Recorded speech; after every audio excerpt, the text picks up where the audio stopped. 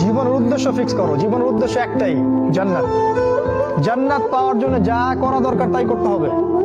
কোরআন হাদিস মেনে চলা থেকে শুরু করে আমল করা, আদব আখলাক সবকিছু এর মধ্যে চলে আসবে।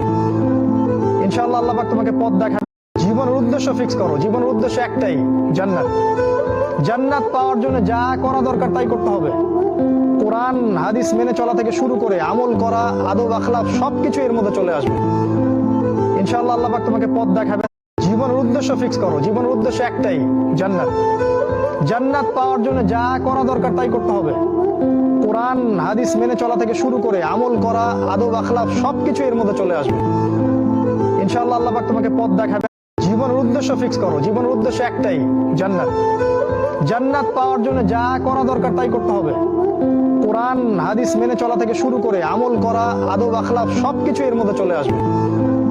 ইনশাআল্লাহ আল্লাহ পাক তোমাকে পথ দেখাবে।